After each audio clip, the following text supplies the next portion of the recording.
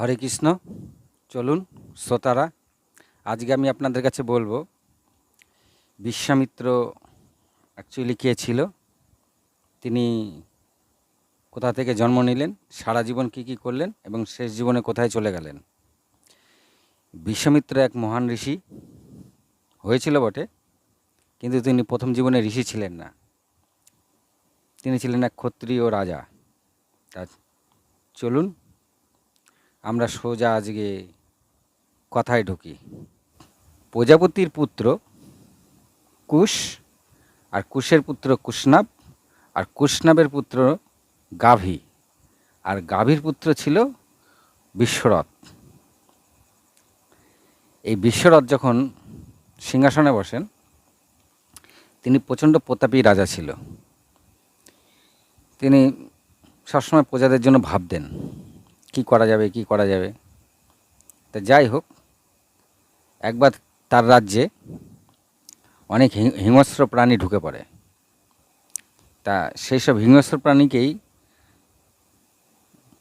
মারতে তিনি একবার সেনাবাহিনী নিয়ে জঙ্গলের উদ্দেশ্যে রওনা হন।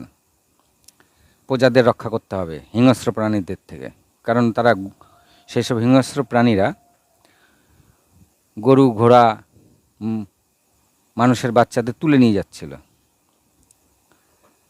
তা যথারীতি তিনি সৈন্য সামন্ত নিয়ে সেই হিংস্র প্রাণীদের তার রাজ্য থেকে তাড়ানোর জন্য তিনি বের হন।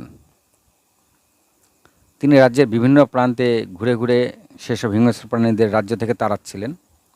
এমনিভাবেই তিনি একসময় বৈশিষ্ট্য মুনির আশ্রমে গিয়ে উপস্থিত হন। তিনি দেখলেন সামনে আশ্রম রয়েছে। তা তিনি শুনলেন যে এটা বৈশিষ্ট্য মুনির আশ্রম। তাই তিনি তাদের মন্ত্রী আর সৈন্য সামন্তদের দূরে দাঁড় করিয়ে বলল, তাহলে আমি আশ্রমের সামনে যখন এসেই গেছি, আমি একটু মুনির সঙ্গে দেখা করে আসি। তা বৈশিষ্ট্য মুনি যথারীতি মুনির ওখানে এসছে। তখন বৈশিষ্ট্য মুনি রাজাকে যথাযথ সম্মান করে তার আশ্রমে নিয়ে আসে। তখন বৈশিষ্ট্য মুনি জিজ্ঞাসা করে কী ব্যাপার। তখন বিশ্বরথ বলে যে এই ব্যাপার, আমি এই জন্য বেরিয়েছি। বলে সেটা তো খুব ভালো কথা। তা বৈশিষ্ট্য মুনি আগ্রহ করেই বললেন যে আপনারা যে কজন আছেন সেই কজন আজকে যখন আমার আশ্রমের কাছে এসেই পড়েছেন, আজকে আপনার আশ্রমে ভোজন করে যাবেন। এতে বিশ্বরথ বৈশিষ্ট্য মুনিকে বলল যে আমি এখানে একা নই, আর আমি অল্প কিছু আমার সৈন্য নেই, আমার কাছে প্রচুর সৈন্য সামন্ত রয়েছে, 2 লক্ষ সৈন্য রয়েছে, আর মন্ত্রী রয়েছে। আপনি এত লোকের খাবার কি জোগাড় করতে পারবেন? তো বৈশিষ্ট্য বলল, আপনি চিন্তা করবেন না রাজন, আপনি সবাইকে বরং নিয়ে আসুন, আমি খাওয়া দাওয়ার ব্যবস্থা করি।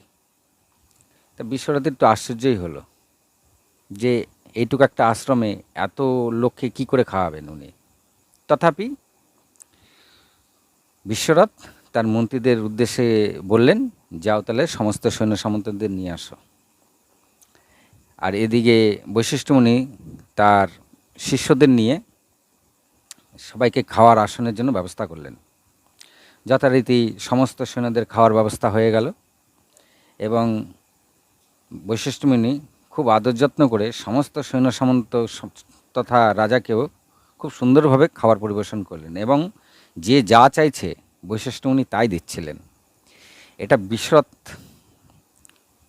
আহার করছিল আর চিন্তা করছিল এটা কি করে করছে বৈশিষ্ট্য মুনি, এত খাবার উনি পেলেন কোথায় হঠাৎ করে। আর খাবারের স্বাদ মানে প্রত্যেক দিন যা খান বিশ্বরথ, তার থেকে অনেক স্বাদ বেশি খাবারে। এত সুস্বাদু খাবার আর এত লোকের খাবার হঠাৎ করে উনি পেলেন কোথায়। যথারীতি সবার খাওয়া দাওয়া হয়ে গেছে, সবাই যে যার মতন বিশ্রামে চলে গেছে, শিবির পাতা ছিল সব শিবিরের ভেতরে চলে গেছে, কিন্তু বিশ্বরথ তখনও যায়নি। বিশ্বরথ বৈশিষ্ট্য মুনিকে ডেকে জিজ্ঞাসা করলেন, আচ্ছা মুনিবর, আমার যে এত সৈন্যকে আপনি খাওয়ালেন এবং যে যা চাইলো তাই খাওয়ালেন, এত খাবার আপনি পেলেন কোথায়? আর খাবার অত্যাধিক সুস্বাদু ছিল। তখন বৈশিষ্ট্য মুনি বলে যে এটা আমার নন্দিনীর কাজ। কারণ আমার নন্দিনী আমার এই আশ্রমে যত অতীত আসুক, দেবতারা আসুক, যে আসুক, আমার নন্দিনী সমস্ত সাহায্যে আমি তাদেরকে, আমার নন্দিনী আমাকে সাহায্য করে এইসবকে সুন্দরভাবে পরিচালনা করার জন্য। কয় নন্দিনী বলছি, তখন গাভী দেখিয়ে দেয়। তো বলছে এই গাভী এত খাবার পরিবেশন করেছে? তা বৈশিষ্ট্য বলছে হ্যাঁ। বৈশিষ্ট্য এই বিশ্বরাত আশ্চর্য হয়ে গেছে, একটা গাভী এত লোকের খাবার পরিবেশন করছে। তখন বৈশিষ্ট্যমণি, এই বিশ্বরথ বৈশিষ্ট্যমণিকে বলে যে আমি আপনাকে 1,00,000 গাভী দিচ্ছি, আর আমার রাজ্যের অর্ধেক রাজ্য দিয়ে দিচ্ছি আপনাকে, আরও যা চান তাই দেবো, কিন্তু এই গাভীটা আমাকে দিয়ে দিন। তা বৈশিষ্ট্য বলল না, এই গাভী হচ্ছে আমার দানের গাভী, আমাকে দেবতারা এটা দান করেছে, আর যত অতীত আসে আমার আশ্রমে সমস্ত অতিথিয়তা আমার এই গাভীর দ্বারাই পূর্ণ হয়। আমার রাজ্য লোভ নেই, আর দানের জিনিস আমি দান করতে পারবো না। তা বৈশিষ্ট্যমণি না করাতে বিশ্বরথ বলে যখন দেবেন না তাহলে আমি এই গাভীকে জবরদস্তি নিয়ে যাব, বলে গাভীকে উনি সৈন্য মন্ত্রীকে বলে গাভী তুলে নিয়ে যাচ্ছিল। তখন গাভী মানে নন্দিনী বৈশিষ্ট্যমণির দিকে তাকিয়ে হাম্বা হাম্বা করে দুবার। তো বৈশিষ্ট্যমণিকে বলছে আর কি গাভী, যে আপনি কি আমাকে পরিত্যাগ করলেন? তখন বৈশিষ্ট্যমণি বলল না, আমি তোমাকে পরিত্যাগ করিনি, আমি তো তোমাকে দিতেই চাইছি না, বিশ্বরথ তোমাকে জবরদস্তি নিয়ে যাচ্ছে, যদি পারো তুমি আমার এখানেই থাকো। নন্দিনী বলে ঠিক আছে। নন্দিনী দুটো হুঙ্কার দিল। হুঙ্কার দেওয়ার পরে তার শরীর থেকে অসংখ্য সৈন্য সামন্ত বেরিয়ে আসতে থাকলো, সব মালেচ্চ সৈন্য ছিল। সৈন্য সামন্ত বেরিয়ে বিশ্বরথের যত সৈন্য ছিল সবার যুদ্ধ শুরু হয়ে গেল, এবং এমন কুচিকাটা করলো যে কেউ একজনও বাঁচেনি, কেউ বাঁচেনি, খালি বিশ্বরথ ছাড়া। তখন বিশ্বরথ তার যা বিদ্যা ছিল, ধনুর্বিদ্যা, সেসব বিদ্যা দিয়ে প্রচণ্ড যুদ্ধ করলো বিশ্বরথ, কিন্তু তবুও সে জিততে পারল না। জিততে না পেরে তিনি রাগে গজগজ করতে করতে ওখান থেকে চলে গেলেন, এবং যেতে যেতে তিনি চিন্তা করলেন যে আমি এক ক্ষত্রিয় রাজা, আমার এত সৈন্য সামন্ত মেরে ফেললো বৈশিষ্ট্যমণি একজন ব্রাহ্মণ আর ব্রহ্ম ঋষি, আর তার এত শক্তি যে আমার ক্ষত্রিয় সেখানে কিছুই না। তা ক্ষত্রিয় ধিক, মানে নিজের ক্ষত্রিয়তাকে তিনি ধিক দিলেন, ধিক দিয়ে বললেন তাহলে আমিও ব্রহ্ম ঋষি হব, তারপরে আমি বৈশিষ্ট্যমণিকে দেখে নেব। চলে গেলেন বনে তপস্যা করতে। তপস্যা করতে করতে করতে তিনি একদিন শিবের তপস্যা করছিলেন।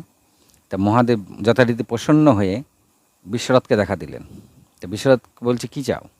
বিশ্বরথ বলছে আপনার কাছে যত রকম অস্ত্রশস্ত্রের জ্ঞান আছে, বরুণাস্ত্র, পশুপতাস্ত্র, রুদ্রাস্ত্র, ব্রহ্মাস্ত্র, যত অস্ত্র আছে আর কি, সমস্ত অস্ত্র আমাকে প্রদান করুন। যত ধনুর্বিদের বিদ্যা আছে সমস্ত অস্ত্রশস্ত্রের বিদ্যা আমাকে প্রদান করুন। তার মহাদেব বলে তথাস্তু। মহাদেব সমস্ত ধনুর্বিদ্যা এবং তথা সমস্ত বিদ্যা, অস্ত্রের বিদ্যা তিনি বিশ্বরথকে দিয়ে দিলেন। বিশ্বরথ সেই অস্ত্রশস্ত্র পেয়ে সাথে সাথেই তিনি বৈশিষ্ট্যমণির আশ্রম আক্রমণ করলেন একাই। যখন বৈশিষ্ট্যমণির আশ্রমে এসছে, তখন যখন তিনি বৈশিষ্ট্যমণিকে হুঙ্কার দিলেন আসো এবার তোমার আমার সঙ্গে যুদ্ধ করো, তো বৈশিষ্ট্য বললেন ঠিক আছে, কোনো ব্যাপার নেই, করো, তোমার কি কি শক্তি আছে তুমি শক্তি দিয়ে আমার সঙ্গে লড়ো। তা যথারীতি বিশ্বরথ দিব্য অস্ত্র ছাড়তে লাগলেন। বরুণাস্ত্র, পশুপতাস্ত্র, বায়ুয়াস্ত্র, রুদ্রাস্ত্র, কালাস্ত্র, কালচক্র, কোনো কিছুতেই কোনো কাজ হলো না। আগ্নেয়াস্ত্র ছাড়লো লাস্টে। সেই আগুনও পর্যন্ত বৈশিষ্ট্যমণি তার একটা দুর্বা তুলেছিল, সেই দুর্বার দণ্ড দিয়ে সব কিছু তিনি নষ্ট করে দিতে থাকলেন। লাস্টে দেখলো যে কিছুতেই পাচ্ছে না, তখন ব্রহ্মাস্ত্র চালিয়েছিল। যখন ব্রহ্মাস্ত্র চালায় বিশ্বরথ, তখনও বৈশিষ্ট্যমণি সেই ব্রহ্মাস্ত্রকে শান্ত করে দিয়েছিল। তখন বিশ্বরথ চিন্তা করছে ব্রহ্ম ঋষিদের এত শক্তি, আবার তিনি রাগে গজগজ করতে চলে আসলেন, বেরিয়ে গেলেন ওখান থেকে, যুদ্ধ আর করলেন না। যে এত শক্তি, ক্ষত্রিয় ধিক, মানে ক্ষত্রিয় তিনি পছন্দই করলেন না। তার থেকে তো ব্রাহ্মণ হয়ে ব্রহ্মবিদ্যা, ব্রহ্মজ্ঞানী হওয়াটাই বেটার।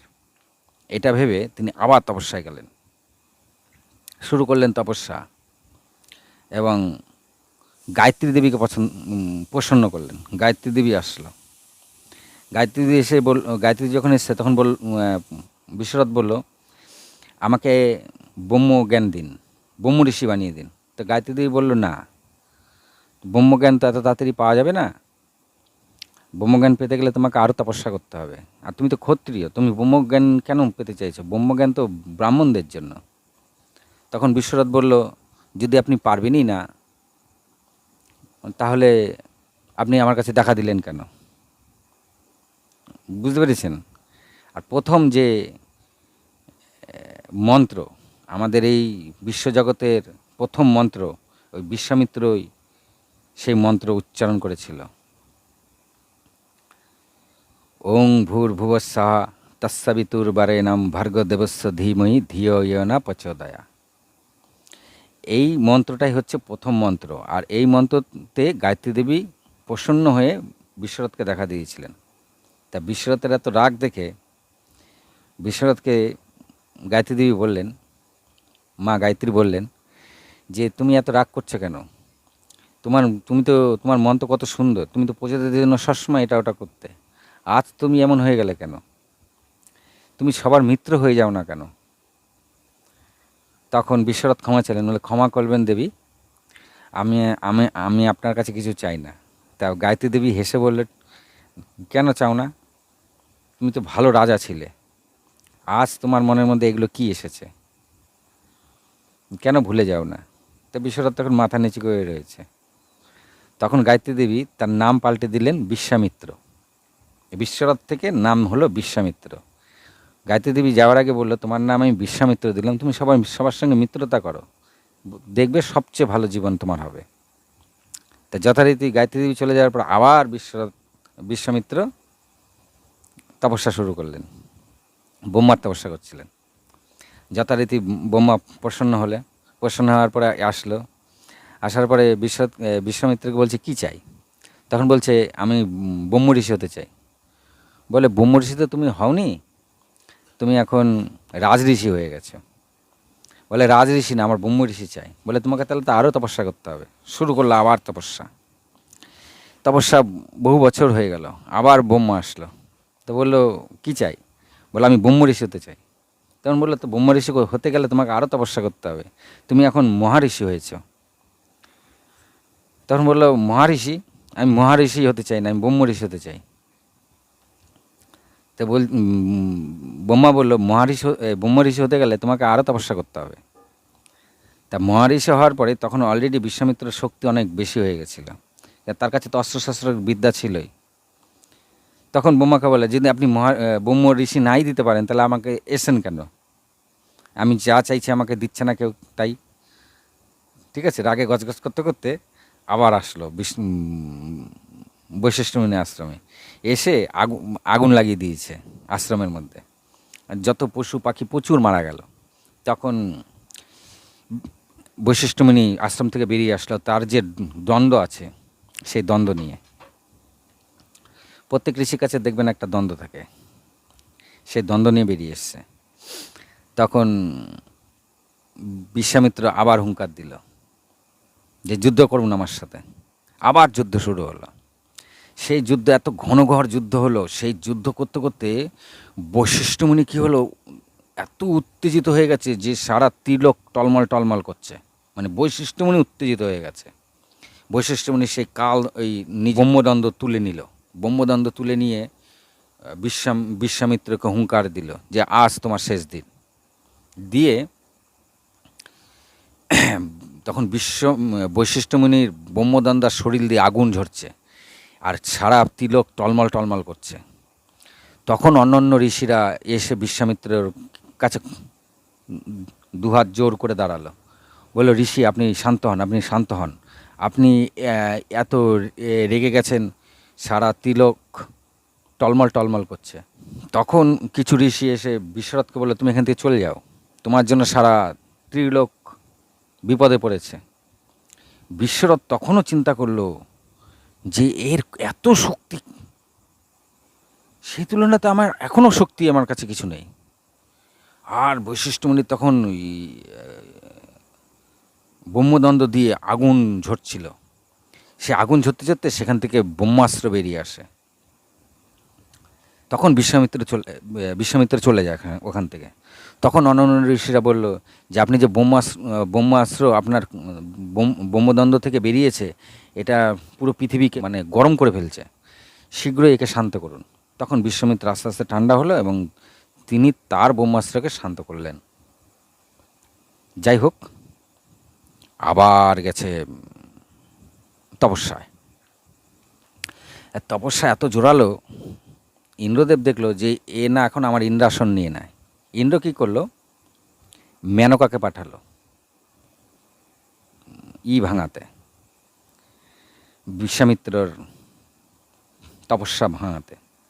তা মেনকা আবার অভিশাপ খুব ভয় পায়, তাই বললো আমার সঙ্গে একটু কামদেবকে দিয়ে দিলে ভালো হতো। যথারীতি কামদেব বাতাবরণ তৈরি করলো এবং মেনকা ধীরে ধীরে খুব গুনগুন করে গান করতে থাকলো বিশ্বামিত্রের চারিপাশে। বিশ্বামিত্রের চোখ খুলে অত অপরূপ সুন্দর এক মহিলা মেনকা ছিল। যত অপ্সরা ছিল তাদের মধ্যে প্রধান ছিল মেনকা। মেনকা খুব সুন্দরী ছিল এবং বুদ্ধিমান ছিল। যথারীতি মেনকা তার কাজ সাজিয়ে দিয়ে বিশ্বামিত্রের ধ্যান ভাঙিয়ে দিলেন। বিশ্বামিত্র তাকিয়ে দেখে মেনকাকে দেখে তিনি মেনকার ওপর প্রেম ভাব জেগে গেল তার। যথারীতি বিশ্বামিত্র মেনকাকে নিজেই বলল, তুমি আমাকে বিবাহ করবে? মেনকা বললো হ্যাঁ। মেনকা তো এসেছিলই করে নয়। যখন ব্রহ্ম ঋষির সঙ্গে বিশ্বামিত্র মেনকাকে গন্ধর্ব বিবাহ করলো। গন্ধর্ব বিবাহ করার পরে কিছুদিন পরে মেনকা চিন্তা করলো, আমি যদি এখনই চলে যাই, এই বিশ্বামিত্র কিন্তু আবার তপস্যায় বসবে। তা মেনকা বুদ্ধিমান ছিল, কী করলো, তিনি যথারীতি তার সঙ্গে ঘর সংসার করতে থাকলেন চুপচাপ। ঘর সংসার করতে করতে তিনি গর্ভবতী হলেন। গর্ভবতী হয়ে এক কন্যা সন্তানের জন্মও দিলেন। যখন কন্যা সন্তানের জন্ম হয়ে গেছে, তখন একদিন ইন্দ্র এসে মেনকাকে বলছে, তুমি তো সাধারণ নারীদের মতন ঘর সংসার করছো, তোমাকে তো ঘর সংসার করতে পাঠাইনি, তোমাকে পাঠিয়েছিলাম বিশ্বামিত্রের ধ্যান ভাঙানোর জন্য। তা বিশ্বামিত্রের তো ধ্যান ভেঙে গেছে, এখন তোমাকে স্বর্গে যেতে হবে। তা মেনকা বলেছিল, আমাকে আর কিছুদিন সময় দিন, আমার বাচ্চা ছোট। তখন ইন্দ্র বলেছিল, বাচ্চা ছোট দেখলে এখন হবে না, তুমি যদি এই মুহূর্তে গেলে চলো, আর না হলে আমি তোমাকে অভিশাপ দেবো, তুমি পাথর হয়ে যাবে। তা মেনকা ভয়ের চোটে বললো, না, আমাকে পাথর বানাবেন না, আমি আসছি, আপনি যান। তা ইন্দ্রদেব চলে যাওয়ার পরে মেনকা যথারীতি বিশ্বামিত্রকে সব খুলে বলে দেয় যে আমি এরকম অপ্সরা, আমাকে ইন্দ্রদেব পাঠিয়েছিল আপনার ধ্যান ভাঙানোর জন্য, এখন আমাকে যেতে হবে। তা সেই কন্যা সন্তান বিশ্বামিত্রের কাছে ফেলে মেনকা যায়। তা বিশ্বামিত্র কী করে, সেই কন্যা সন্তানকে আরেক আশ্রমের সামনে ছেড়ে থুয়ে যায়, যার উপরে শকুন ঘুরছিল, বাচ্চার উপরে শকুন ঘুরছিল। তাই সেই কন্যা সন্তান কিন্তু শকুন্তলা নাম হয়েছিল, ওই শকুন তাকে পাহারা দিচ্ছিল বলে। তাহলে শকুন্তলা হলো এই বিশ্বামিত্র আর মেনকার কন্যা। হরে কৃষ্ণ, চলুন আগিয়ে যাই। যথারীতি মেনকা চলে গেছে, বিশ্বামিত্র বললে মোটেই ঠিক হয়নি, আমার তপস্যাটা ভেঙে গেল। আবার তপস্যায় বসেছে, আবার ঘনঘর তপস্যা শুরু করেছে। সেই তপস্যা ফলস্বরূপ তিনি বহু বছর না খেয়েছিল বিশ্বামিত্র। তা ফলস্বরূপ তার সামনে কিছু খাওয়ার উপস্থিত হয়েছে একাই। তা বিশ্বামিত্র সেই খাওয়ার দেখে তার খেতে ইচ্ছা করলো। তিনি বহুদিন খাননি। তা যখনই তিনি স্নানাদি করে সমস্ত কিছু সেরে সেই খাবারটা খেতে যাবেন, তখন ইন্দ্র ব্রাহ্মণ সেজে এসে বলছে, আমি অভুক্ত, আমাকে যদি কিছু খাবার প্রদান করেন তাহলে আপনার ভালো হবে। তখন বিশ্বামিত্র নিজের খাবারটা সেই ব্রাহ্মণকে দিতে গিয়ে তিনি দেখে নিলেন যে হচ্ছে স্বর্গের রাজা ইন্দ্র। তখন তিনি কিছু বললেন না, যাকগে ব্রাহ্মণ সেজে যখন এসছে, ব্রাহ্মণের সেবা দিয়ে দিই। সেই খাবারটুকু তিনি খেলেন না। তো যথারীতি সেই খাবারটাও ইন্দ্র খেলো। খাওয়ার পরে বিশ্বামিত্র তো খাওয়া হলো না, তিনি একটু জল সেবন করে আবার তপস্যায় বসলেন। আবার ইন্দ্র উর্বশীকে পাঠিয়েছে বিশ্বামিত্রের ধ্যান ভাঙানোর জন্য। তা বিশ্বামিত্র যেই ধ্যান ভেঙে গেছে উর্বশীকে দেখে, বিশ্বামিত্র এবার খুব রেগে যায়। যেহেতু তিনি মেনকার সঙ্গে বিবাহ করে একবার তার তপস্যা ভঙ্গ হয়ে গেছিল, উর্বশীকে দেখে খুব রেগে যায়। আর উর্বশী বলে, এখান থেকে চলে যাও, নাহলে কিন্তু আমি অভিশাপ দেবো। উর্বশী ভয়ের চেটা তখন ওখান থেকে চলে যায়। তা ইন্দ্র কিছু করতে পারেনি বিশ্বামিত্রকে। বিশ্বামিত্র ঘনঘোর তপস্যা শুরু করে এবং বেশ অনেক বছর কেটে যায়। অনেক বছর কেটে যাওয়ার পরে আবার ব্রহ্মা এসে বিশ্বামিত্রকে বলছে, কী চাও? বিশ্বামিত্র বলছে, আপনি আমাকে রাজঋষি মহাঋষি করেছেন, আমি এগুলো চাই না, আমি ব্রহ্ম ঋষি হতে চাই। তাই ব্রহ্মা তখন খুশি হলো, বললো, তথাস্তু, তুমি এখন ব্রহ্ম ঋষি হওয়ার যোগ্য হয়েছ। তা যখন ব্রহ্ম ঋষি হয়ে গেছে, তখন বিশ্বামিত্র নিজের আপন মনেই চিন্তা করে নিল যে তার সেই রাগ আর নেই। তিনি যে বশিষ্ঠ মুনির ওপর সবসময় রেগে থাকতেন, সেটা আর নেই। তার যে ক্রোধ, সেই ক্রোধও আর নেই। বশিষ্ঠ মুনির সঙ্গে সেই যে নন্দিনীকে নিয়ে ঝামেলা শুরু হয়েছিল, সেই ব্যাপারটাও আর কিছুই নেই। তিনি সম্পূর্ণ মলিন হয়ে গেছেন এবং মনের মধ্যে এক ক্ষমা ভাব ঘুরছে সবার জন্য। মানে তিনি নিজেকে নিজে চিন্তা করলেন যে তার মনের মধ্যে আর কিছু নেই, নন্দিনীকে পাওয়ার আশাও আর নেই। বুঝলেন? ব্রহ্ম ঋষি হওয়ার পরে তিনি দেখলেন যে তার যে নন্দিনীকে পাওয়ার জন্যই যে তার এত কিছু, সেটাও নেই। তখন ব্রহ্মাকে তিনি বললেন যে, প্রভু, আপনি তো আমাকে ব্রহ্ম ঋষি বললেন, ঠিক আছে, কিন্তু আমি এই শব্দটা ওই বশিষ্ঠ মুনির মুখ থেকে শুনতে চাই।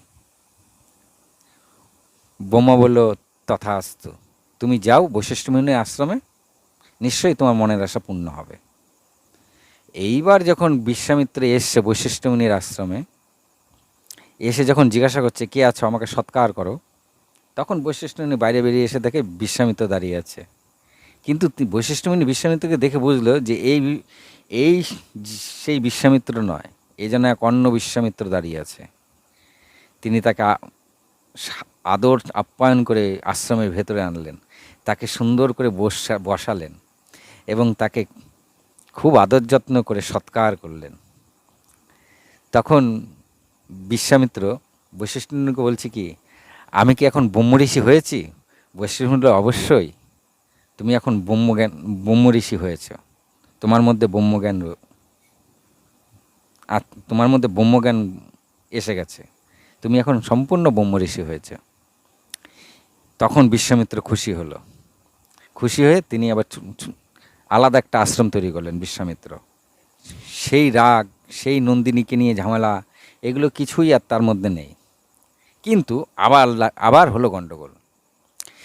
সে সময় ইক্ষ্বাকু বংশের রাজা ছিল সত্যব্রত। সত্যব্রতের পুত্রের নাম হরিশ্চন্দ্র। হরিশ্চন্দ্র সম্বন্ধে সবাই জানে মোটামুটি। আমি হরিশ্চন্দ্র নিয়ে একটা সুন্দর গল্প আপনাদের দেব। হরিশ্চন্দ্রের সম্পূর্ণ বৃত্তান্ত আমি আপনাদেরকে একসময় দেব। এখন তো আমি হরিশ্চন্দ্র বন্ধু বলবো না। আর সত্যব্রতের সম্বন্ধে দুটো কথা আছে এখানে। সত্যব্রতের সম্বন্ধে, সত্যব্রত কে ছিল? হরিশ্চন্দ্রের পিতা। সেই সময় তিনি রাজা ছিলেন। তা সত্যব্রত ইচ্ছা হলো, তখন অলরেডি হরিশ্চন্দ্রকে তিনি রাজসিংহাসনে বসিয়েছেন, তার বয়স হয়েছে। তার মনের ইচ্ছা হচ্ছে তিনি জীবিত অবস্থায় স্বর্গে যাবেন।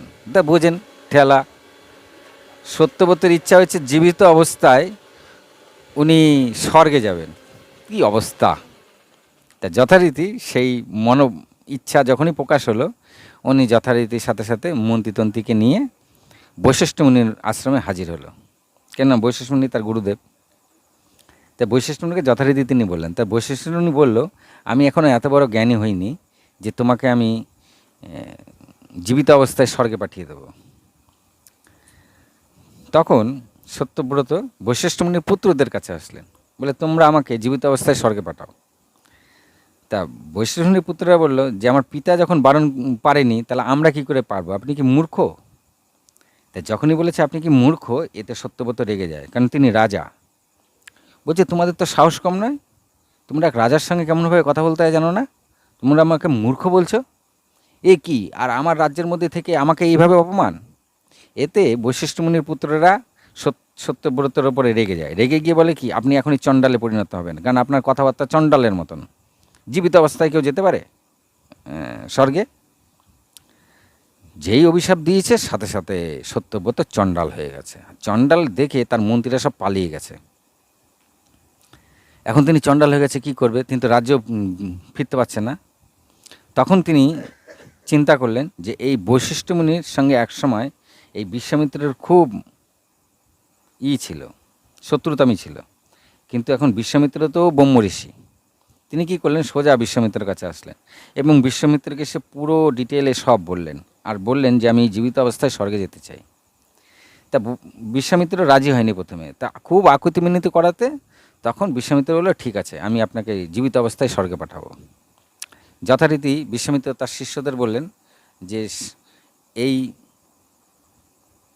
এইখানে যত আশ্রম আছে আর যত গুরু শিষ্য আছে সবাইকে নিমন্ত্রণ করো, যজ্ঞে আসতে হবে, আর যজ্ঞে সবাই মিলে যজ্ঞ করে আমরা সত্যব্রতকে স্বর্গে পাঠাবো।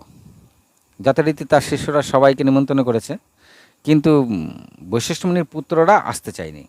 তখন তিনি বিশ্বামিত্রকে তার শিষ্যরা বলে যে আমরা বৈশিষ্ট্য মুনির আশ্রমে গেলাম, তার বৈশিষ্ট্য মুনির পুত্ররা বলছে যেখানে পুরোহিত ক্ষত্রিয় আর বৈশিষ্ট্য মুনির পুত্ররা আসলো না, তারা বলল যেখানে ক্ষত্রিয় আর চণ্ডালের ব্যাপার সেসব যজ্ঞের মধ্যে আমরা যাব না। এতে বিশ্বামিত্র খুব রেগে যায়, এত দূর সাহস যে ক্ষত্রিয় চণ্ডাল বলছে, যেখানে পুরোহিত ক্ষত্রিয় আর যজমান চণ্ডাল, এই কথা বলাতে বৈশিষ্ট্য মুনির পুত্ররা এই কথা যেই বলেছে এতে বিশ্বামিত্র খুব রেগে যায়, রেগে গিয়ে বৈশিষ্ট্য মুনির পুত্রদেরকে অভিশাপ দিয়ে দেন। বলল আমি এখন ব্রহ্ম ঋষি, আপনারা এত দূর সাহস যে আমাকে এখন এইভাবে অপমান করা, আমি তোমাদের অভিশাপ দিচ্ছি, এখনই যমলোক থেকে যমদূতরা এসে তোমাদের আষ্টে পৃষ্ঠে বেঁধে নিয়ে যাবে, আর তোমরা 700 বৎসর এই চণ্ডাল জনিতে জন্মগ্রহণ করে 700 বৎসর কাটাবে। এই অভিশাপ দেওয়াতেই বৈশিষ্ট্য মুনির পুত্ররা সত্যি সত্যি যমরাজের দূতরা এসে তাদের বেঁধে নিয়ে যায় এবং তাদেরকে চণ্ডাল জনিতে প্রেরণ করে। 700 বৎসর চণ্ডাল জনিতে থাকতে বলেছিল বিশ্বামিত্র, 700 বছর থাকতে হবে তাদের চণ্ডাল জনিতে। এই ভয়ে অন্যান্য ঋষিরা যখন জানতে পারে যে এরকম ব্যাপার হয়েছে, সব এসে গেছে সেই যজ্ঞে আসার পরে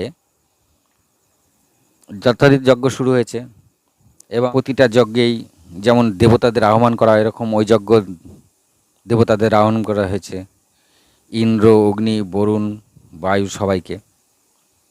কিন্তু যজ্ঞর শেষে কোনো দেবতা উপস্থিত হয়নি। তখন বিশ্বামিত্র রেগে গেছে প্রচণ্ড, হ্যাঁ আমি দেবতাদের এত করলাম আর কোনো দেবতাই এসে এই ফল গ্রহণ করলো না, অর্ঘ্য, আমি যে যজ্ঞ করলাম এই যজ্ঞের অর্ঘ্যটা নিল না, ঠিক আছে কোনো ব্যাপার নেই। তিনি কুমণ্ডল থেকে জল নিয়ে আকাশের উদ্দেশ্যে সেই মন্ত্র জপলেন, ওই যে ওং ভূর ভুবস্বা তস্যবিতুর্বরে নাম ভর্গদেবস্য ধীমহি ধিয়ো ইয়ো ন প্রচোদয়াৎ বলে জল ছিটালেন। ওই জল যেমন ধীরে ধীরে আকাশের দিকে উঠতে থাকলো, সেরকম ধীরে ধীরে যেমন আকাশের দিকে উঠতে থাকলো, সেই সাথে ওই চণ্ডালরূপী সত্যব্রত ওই জলের সাথে উঠে গেল, উঠে সোজা স্বর্গলোকে চলে এসছে। আর স্বর্গলোকে ইন্দ্র চণ্ডালকে দেখে বলল তোমার এত বড় সাহস, তুমি একজন শাপিত চণ্ডাল, তোমাকে তো স্বর্গলোকে রাখা যাবে না, কারণ কোনো অভিশাপপ্রাপ্ত লোকদের স্বর্গলোকে কোনো স্থান নেই, বলে ইন্দ্র আবার স্বর্গলোক থেকে সত্যব্রতকে বাইরে ফেলে দিল। যখন সত্যব্রত স্বর্গ থেকে পড়ছে তখন বিশ্বামিত্রকে খুব ডাকছে যে আমাকে বাঁচাও, আমাকে বাঁচাও। তখন বিশ্বামিত্র দেখলো যে ইন্দ্র ফেলে দিয়েছে সত্যব্রতকে। তখন বিশ্বামিত্র আবার কুমণ্ডল থেকে জল নিয়ে বলল আপনি যেখানেই আছেন সেখানেই দাঁড়ান। তো যথারীতি পড়তে পড়তে সত্যব্রত এক জায়গায় দাঁড়িয়ে গেছে। তখন বিশ্বামিত্র বলল আপনি চিন্তা করবেন না, ওরা যখন আপনাকে স্বর্গে স্থান দেয়নি, স্বর্গ আমি আপনার জন্য বানাবো। বুঝেন ঠেলা। যথারীতি আবার যজ্ঞ শুরু হলো, ঘনঘোর যজ্ঞ। সেই যজ্ঞের দ্বারা বিশ্বামিত্র এক স্বর্গ তৈরি করতে থাকলো দক্ষিণ দিকে। এই স্বর্গ তিনি তৈরি করতে থাকলেন, এবং তার এই যজ্ঞের ফলে সপ্তঋষি মণ্ডল সৃষ্টি হলো দক্ষিণ দিকে, সপ্তঋষি মণ্ডল, আর একটা স্বর্গও তৈরি হলো। তখন ইন্দ্র এসছে বিশ্বামিত্রের কাছে যে আপনি এটা কী করছেন, এতে তো প্রকৃতির ভারসাম্য নষ্ট হবে। বলে তো তোমরা তাহলে সত্যব্রতকে কেন ঠেলে ফেলে দিলে? তখন ইন্দ্র বলল, সত্যব্রতকে আমরা ওর জন্য ঠেলে ফেলিনি, সত্যব্রতকে আপনি ঠেলে রাখতাম যদি সে রাজা থাকতো, কিন্তু সে অভিশপ্ত ছিল আর চণ্ডাল রূপী ছিল, আর স্বর্গে কোনো চণ্ডাল রূপী কাউকে বা কোনো অভিশপ্ত কোনো লোককে স্থান দেওয়া হয় না। বলে ঠিক আছে, বিশ্বামিত্র বলে ঠিক আছে, আপনারা কোনো চিন্তা করবেন না, আমি যে পর্যন্ত স্বর্গে বানিয়েছি ওরকমই থাকবে, কিন্তু আমি যেহেতু কথা দিয়েছি সত্যব্রতকে যে আমি স্বর্গে তাকে পাঠাবো, তাই আমারও তো কথা রাখতে হবে। তাই আমি যে নতুন যে স্বর্গ বানিয়েছি সেটা যতটাই বানিয়েছি সেখানেই সত্যব্রতকে থাকার জায়গা করে দিল বিশ্বামিত্র, এবং সেখানেই সত্যব্রত ঝুলে থাকলো। তা এই সত্যব্রতকে বলা হয় ত্রিশঙ্কুর রাজা। ত্রিশঙ্কু কেন? চণ্ডালকে আরেক কথায় ত্রিশঙ্কু বলা হয়। এই চণ্ডালের অভিশাপ দিয়েছিল, এই চণ্ডালের আরেকটা কথায় চণ্ডালকে ত্রিশঙ্কু বলে। তাই এই সত্যব্রত ত্রিশঙ্কু বলা হয়। তাই এই ত্রিশঙ্কু ওই স্বর্গে ঝুলে রইল। মানে কি, ওটা পুরোপুরি স্বর্গ তৈরি হয়নি, আর আবার মত্তও না, এই ত্রিশঙ্কু ঝুলে থাকলো। তাহলে আমাদের এখানে একটা কথা আছে যে এই বিশ্বব্রহ্মাণ্ডে কিন্তু একজনই আছে যে স্বর্গেও নেই, মত্তেও নেই, মিডিল পজিশনে রয়েছে। এই হচ্ছে সেই ত্রিশঙ্কু সত্যব্রত, হরিশ্চন্দ্রের পিতা। এই হরিশ্চন্দ্রের পিতাই কিন্তু ওই বিশ্বামিত্রের দ্বারা রচিত যে স্বর্গ তৈরি করেছিল বিশ্বামিত্র, সেই স্বর্গে আজও বলা হয় শাস্ত্রে, আজও নাকি তিনি সেখানে সেই স্বর্গে বসবাস করছেন, এবং মহাসুখে নাকি বসবাস করছেন। বিশ্বামিত্র বানিয়ে দিয়েছিল এই স্বর্গ। তা যাই হোক, বিশ্বামিত্র যথারীতি তার কথাও রাখতে পারলেন, দেবতাদেরও তিনি মন খারাপ করতে দিলেন না। এদিকে সত্যব্রতকে কথা দিয়েছিলেন সেটাও থাকলো। এই বিশ্বামিত্র পরবর্তীকালে রামের গুরুদেব হয়েছিল।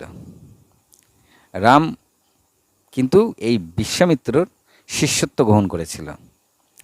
রামকে এই বিশ্বামিত্র যত ধনুর্বিদ্যা বিশ্বামিত্রের কাছে ছিল, সব ধনুর্বিদ্যা রামকে তিনি দিয়ে দিয়েছিলেন।